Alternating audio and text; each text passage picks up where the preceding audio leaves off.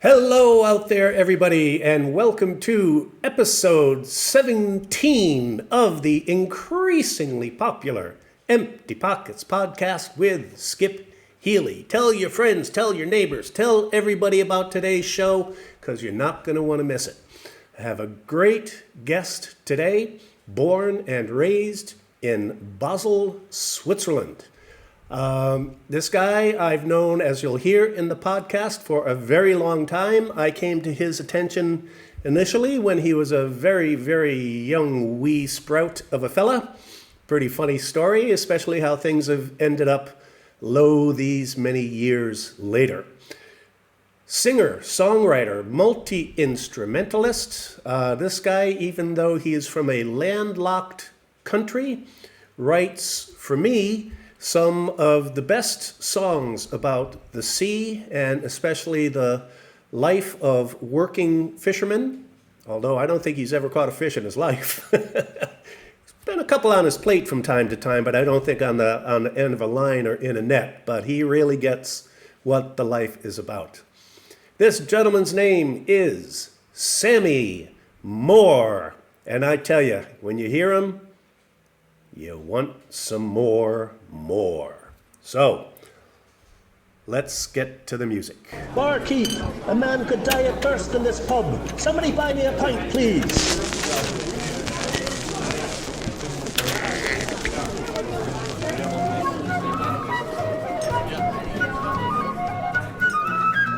Well, hello everybody. Skip Healy here. We're back in the shop today, back in my little fiefdom in Wohlen, Switzerland, with a very, very special guest.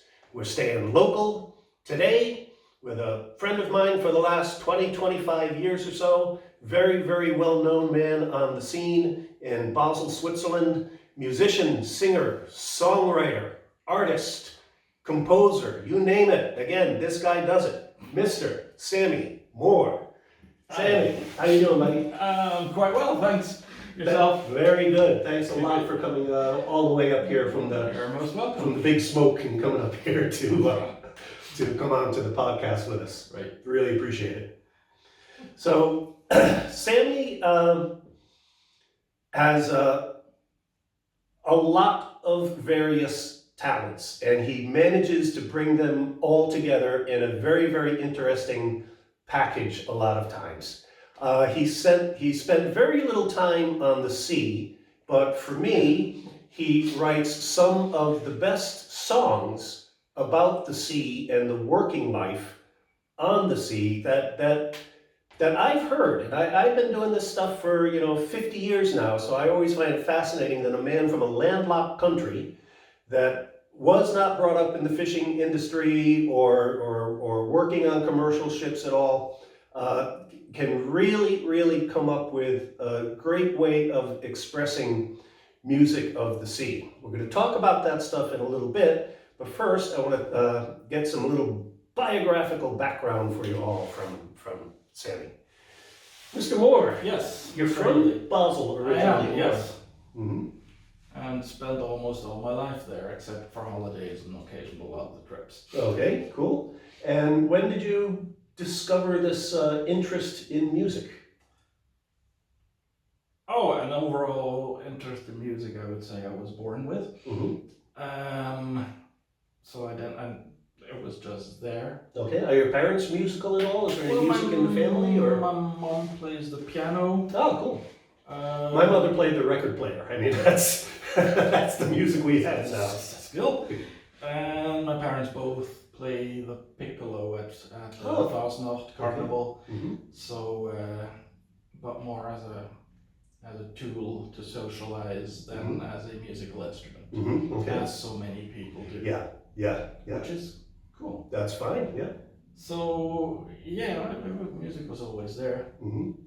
Uh, And how did the initial infection with folk music begin?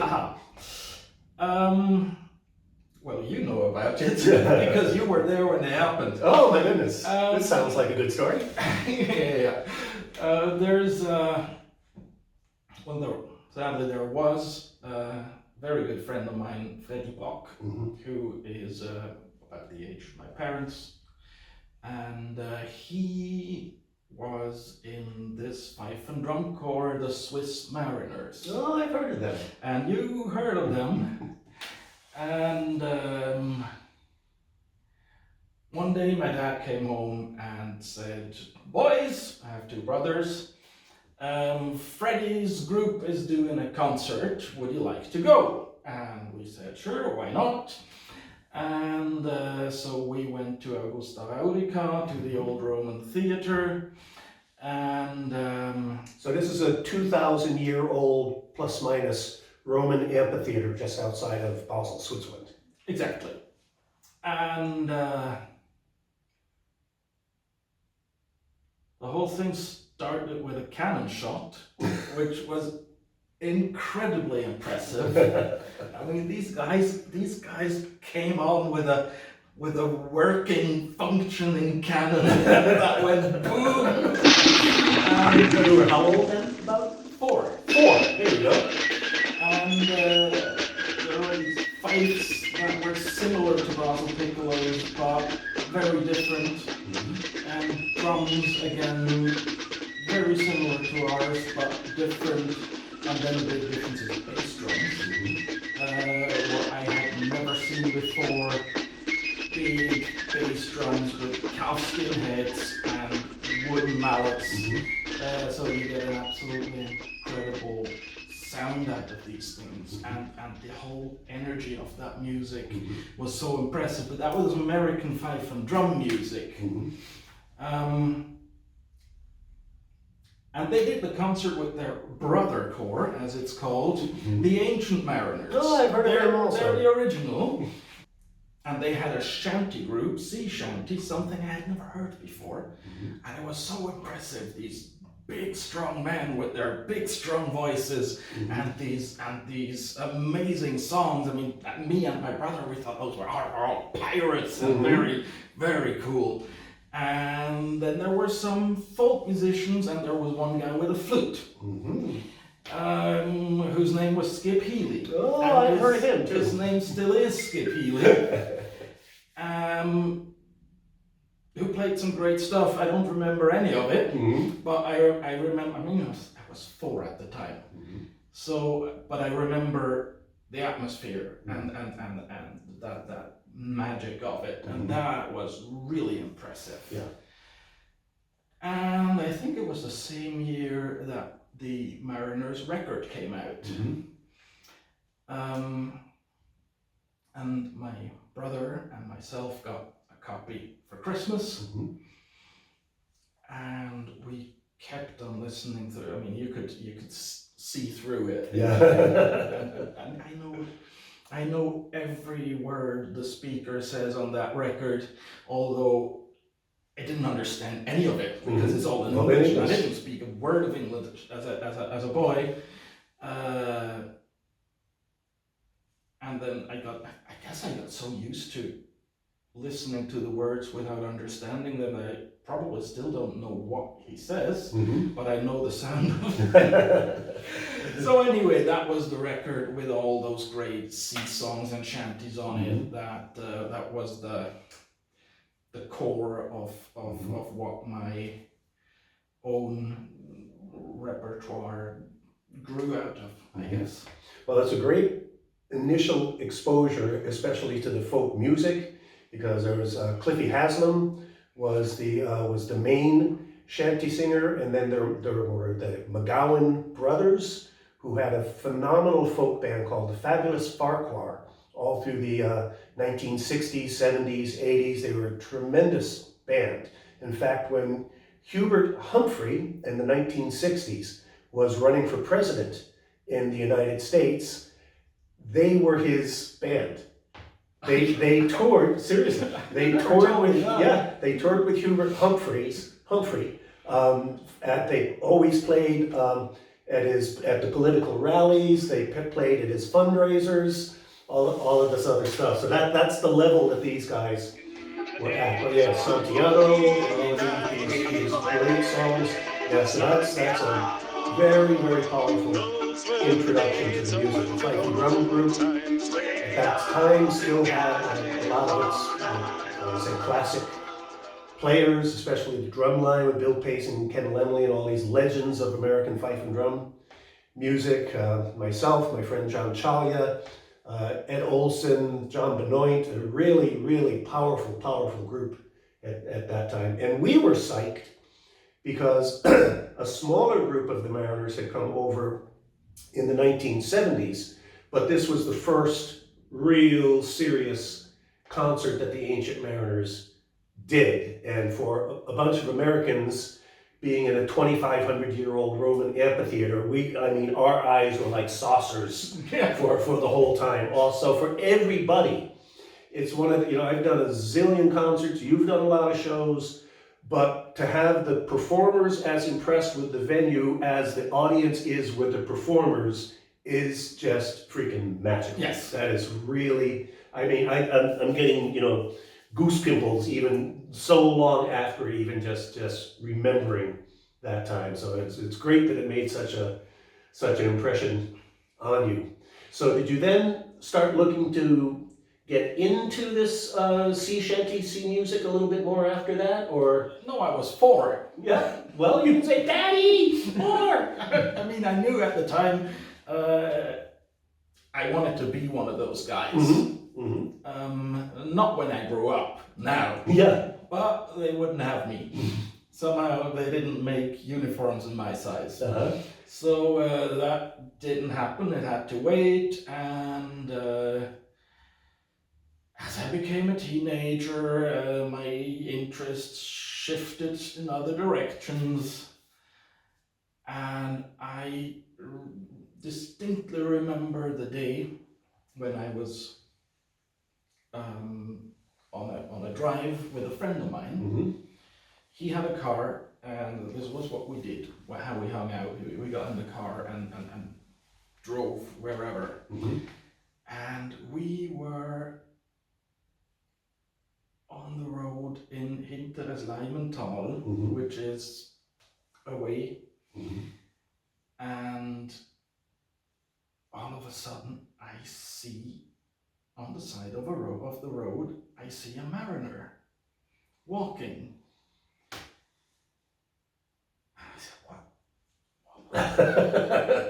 what? Huh? And somehow we found out they were playing at this Gewehrtreffband Hinteres event. The guy I saw turned out to be Venne. Oh, okay. A legend in his own right. Yeah. And so we went there and listened, and first few notes of Sailor's Hornpipe, and boom, my hair was standing up everywhere, and took me right back to that 4-year-old kid in Augusta. And that's next day or next week I called Freddie Bach. I said, hey Freddie, I wanna be part of this group. And somehow turned out they had been trying to get a shanty group going. And so far it didn't work out. And in a fit of confidence that I usually don't have, I said, I'll take care of it.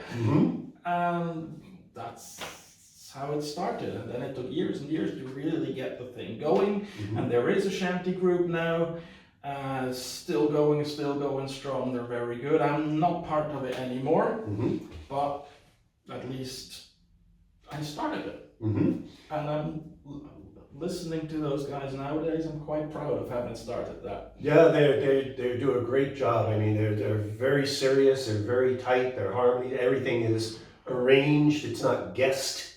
It's a very, very impressive job. But you planted the seed. That is my seed. Yeah, And look at all the big, strong young men you've had after. Oh no, that's staying in, Sammy. That's staying in. Oh my goodness. Okay. Anyway, so yeah, that's my doing, and Now I lost track. Right. I mean, that came from Howard Hornstein's book. Yep.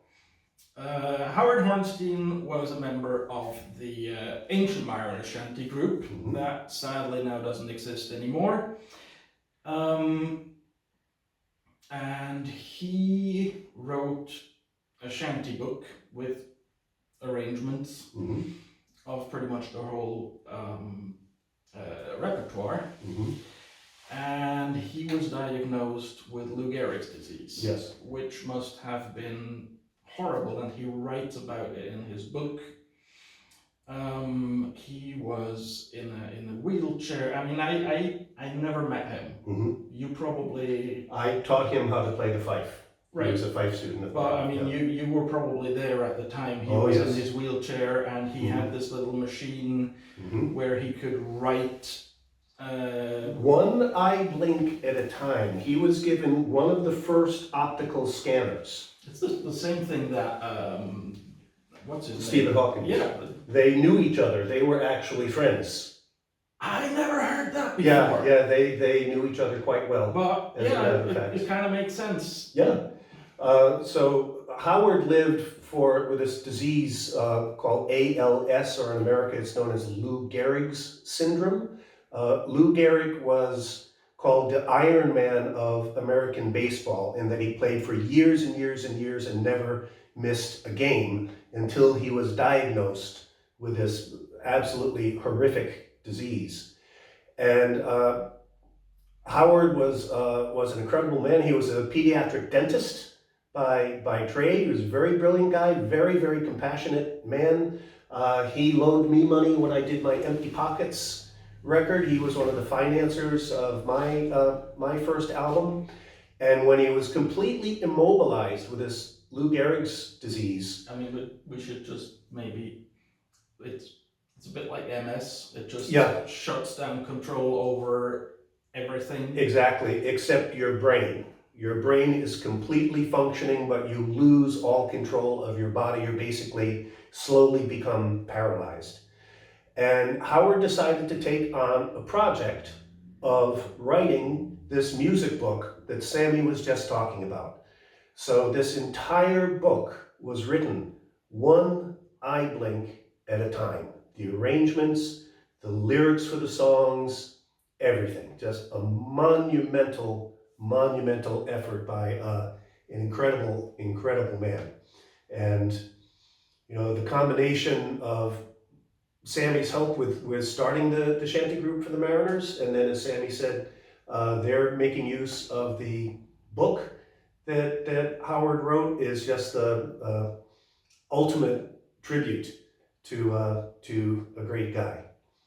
And after all of this talking about music of the sea, and Sami being a writer of music thereof, I think it might be time to have a bit of the old yo-ho-ho. Yo. Okay, so here we are back again, all geared up and ready to go. So, Sami, you know I'm a big fan of your songs. I really am. They've got great humor to them. They've got great insight to whatever the topic is. How did you start with writing songs? I mean, some people, like Elton John writes the music, Bernie Taupin writes the words, and they make it work together. Not every songwriter actually writes the songs, but you do words and music. Yes. I usually start with the words because I find that much more difficult. It's much more work, something I have to sit down and really work out and then finding the music that feels right with it is to me much easier.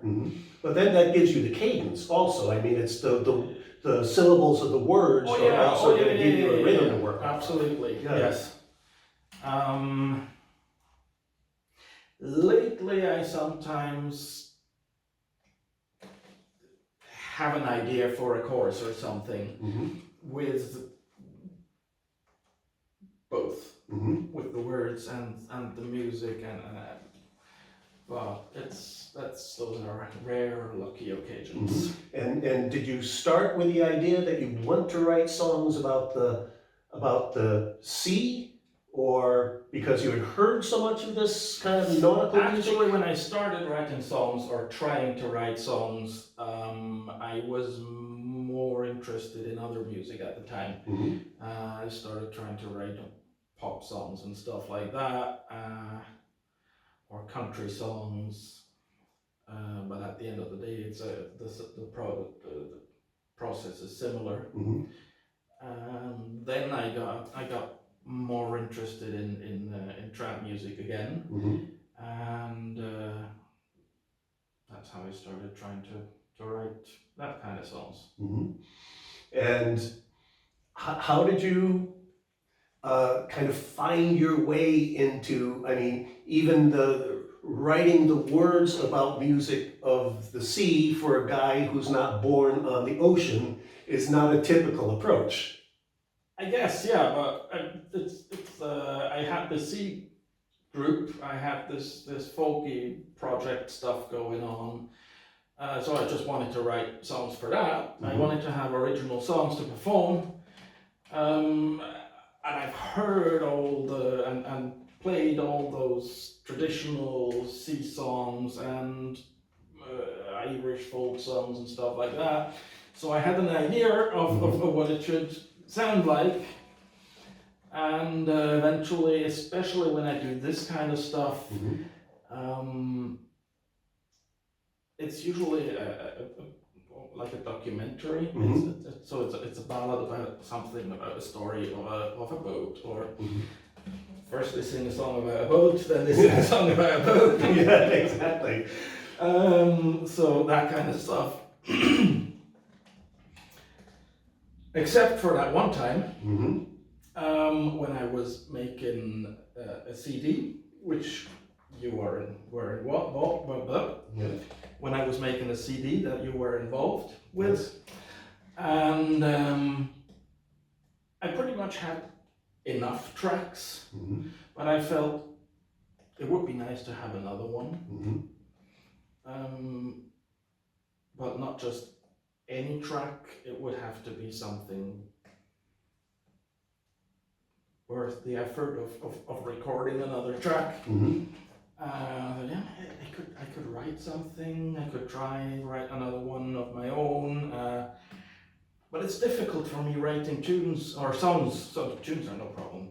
I think it's difficult for me writing songs in this Irish, Celtic, trad style or sea music, because I've never done any of it. Yeah. They're all about the rural life in Ireland, or about fighting and whatnot, or about the sea, and I've never done any of that, because I'm from Basel, a city in Switzerland. It's quite a long way to the next ocean. So how should I? Why should I? It should have to be. It would have to be authentic. And then you said, "Why don't you write a song about that?" Exactly. Such an inspiration. And at first I thought, yeah, right. I'm writing a sea song about the fact that I don't know how to write a sea song. That is such a cheap way of doing it. I can't. Thank you. Occam's razor. I mean, you know, the straightest line. That's like doing a Schnitzelbank and saying we're so poor we can't afford the punchline, and that's the punchline. Right. No. And then I think I was on I have a lot of great ideas on the bicycle. I think it's because your main focus is on riding the bicycle, but it doesn't use enough brain capacity to be fully focused on that. So the brain is wandering, and that's where great ideas come from. Yes, I think. definitely. So I was on my bicycle and I came up with this idea. of a chorus that says, I never was a sailor. And then all these classic sea song expressions, I never crossed the line. Yeah, which is crossing the equator. I've never been around Cape Horn, and because I'm from Basel, I only know the Rhine. There you go. Oh, wait a minute, That's a chorus. that makes sense. That would work. And I think I wrote the verses under the shower because that's another great place to have ideas. Mhm. And that's how that song happened. There you go. And how does it go? And it goes like this.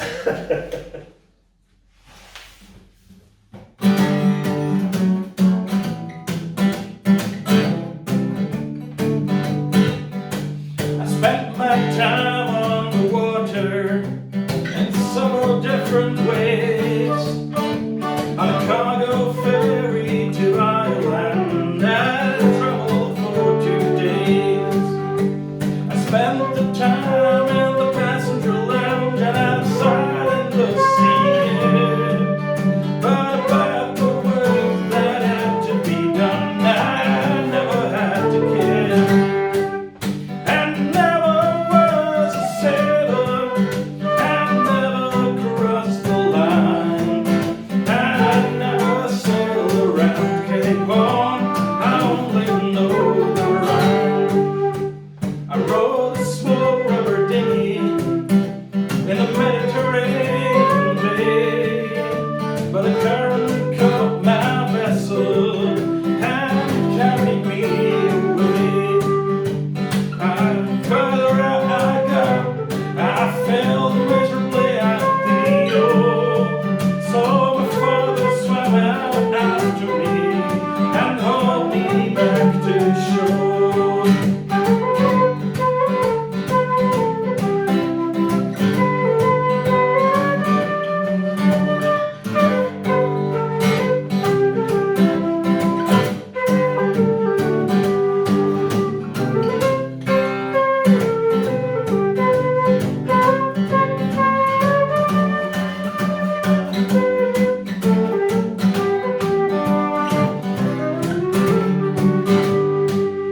I went out on a paddleboat ride on a crystal alpine lake. The weather was quite pleasant, I enjoyed it full of a break.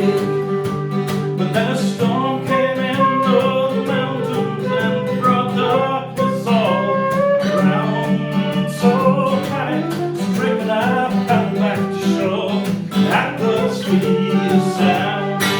I never was a sailor, I never crossed the line. I never sailed around Cape Horn, I only know the Rhine. No, I never sailed around Cape Horn, I only know the Rhine. Lovely. That is a great song. I just love the image of little Sammy on the interview, and especially your father probably sitting there. It was pretty much like that, yeah. That's great. That bay has a nasty, Undertow. yeah. Mm-hmm. I mean, my brother tried windsurfing in that same bay, Mhm. my older brother, Mhm. and they had to get him back with a motorboat. Oh, jeez. I never told you about that. No, that's there. Well, there's a song in there somewhere. Yeah, so that's that. Great. So, Sammy, there's a song that you wrote that's a particular favorite of mine. I think it really captures the spirit of what being a working fisherman is like. Do you know the one that I mean? Yeah, I know. Yes, I'm always very, very flattered when you introduce it, and I never really believe you. No, you can believe me about this one. Right. So yeah, this is it's called Empty Nets, Empty Nets. and it's really came from the idea of, or from the thought that there's just not that many fish left, Mhm. but there's still a lot of fishermen, Yeah. and it's a bit difficult. Yeah. A bag of water, my grandfather would call it. A bag of water. A bag of water. All right. Mhm. So, yeah, this is this.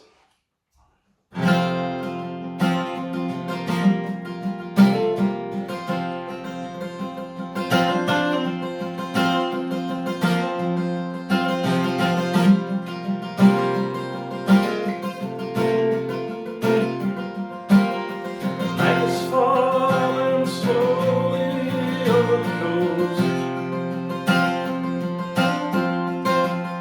The evening mist, the clouds, the portside view. Distant voices echo through the fog. The swaying feeble lights are glowing through.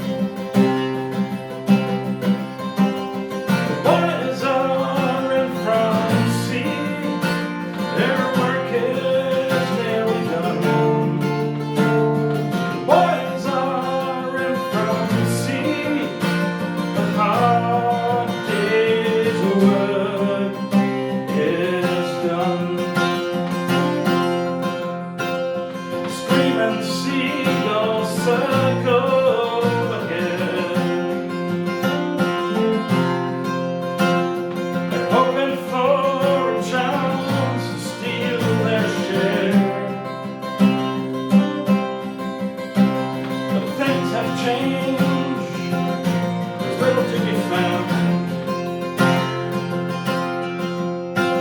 The fishing grounds of old are getting bare. The boys are in front sea. Their work is nearly done. The boys are in front sea. A hard day's work is done.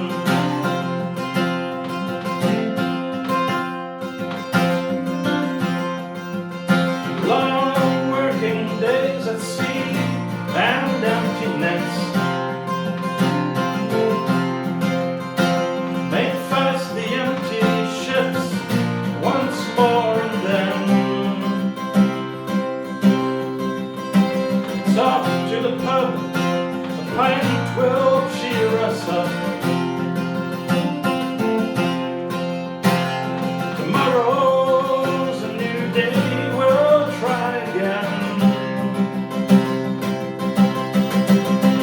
The boys are in front sea, their work is nearly done. The boys are in front sea, a hard day's work is done.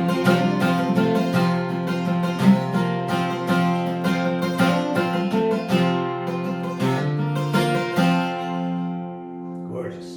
Thank you. Lovely. Love that song, Sammy. It's it's for me it's the painfully optimistic life of a fisherman. Yeah, I mean, I had to start to end it on a bit of a, Hope. yeah, not, well, we're all fucked now. Yeah, pretty much.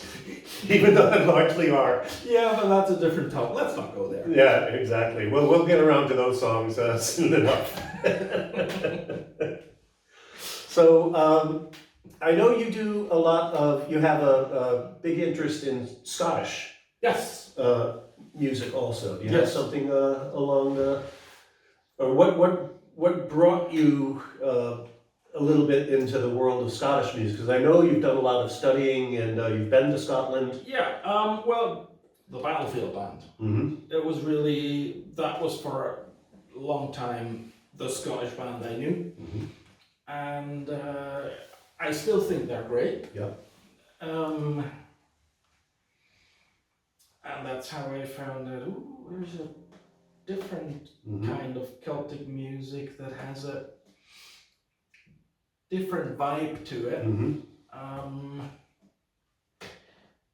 I still can't describe it, but But you know it when you hear it. exactly. Well, usually. Yeah. So yeah, and I really like that Scottish trad stuff. Mhm. Have you an example thereof that you'd like to share with us? You mean a song? A song, if you like, or a tune, if you want. Well, we could do Atholl Highlanders. Sure.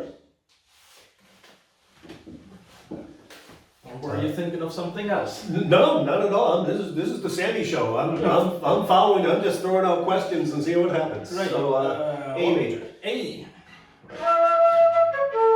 There we go.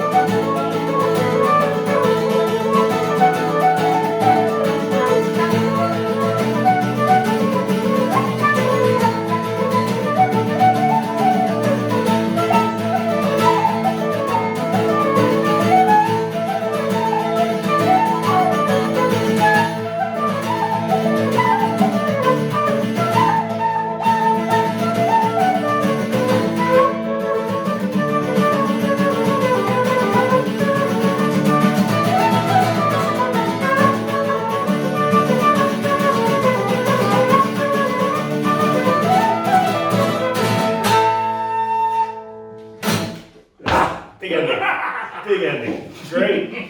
It's so funny that you thought of Atholl Highlanders because we just did the interview the other day. The next guest, now I've done a little tease about the next guest, but now I'm going to say who the next podcast is going to be. Is one of the best Highland Scottish pipers I've ever heard in my life, for sure. He's been very involved with the Basel tattoo for years and years and years now.